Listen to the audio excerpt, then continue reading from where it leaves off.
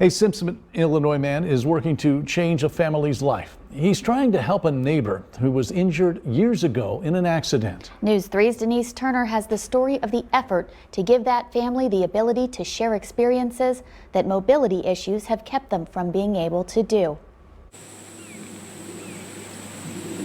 John Philpott has a picturesque life in so many ways. He and his wife Becca live in this home that sits on 16 acres of land, off in rural Simpson, with their 2 children. But John says he really hasn't been able to get out and enjoy his life with his family because of an accident that happened in April of 2004 when he was a firefighter with the Charleston, Illinois Fire Department.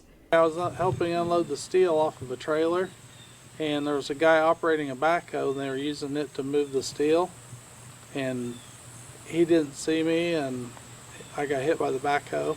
That impact his neck and left him with a spinal cord injury, ultimately changing his life. Not just for me, but for all of my family and friends around me. You know, it left me in a wheelchair, and I'm unable to get outside and do a whole lot because I can't go very far. Joe Capatini moved in next door to the Philpotts years later. Without knowing John's story, the men became friends, and one day John texted Joe a trail cam picture of a buck and explained how his son was into trail cams. That got Joe thinking. About a week later, he came up with an idea to change Joe's life yet again. So right away I called Rebecca and ran it by her, and that's just how it started.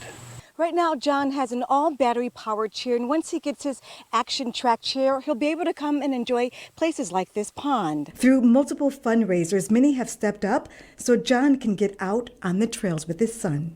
Made me start to cry at first because I couldn't believe that somebody would do something like this, you know, for me, and especially your neighbor, someone, you know, you don't suspect that's really paying attention to a lot that you do. The goal that I had set was $20,000.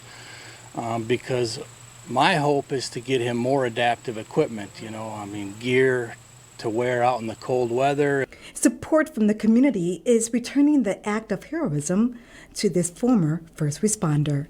In Simpson, Denise Turner, News 3. Nearly $16,000 has been raised to get John that all-terrain wheelchair. We'll have more on this story on WSILTV.com later tonight.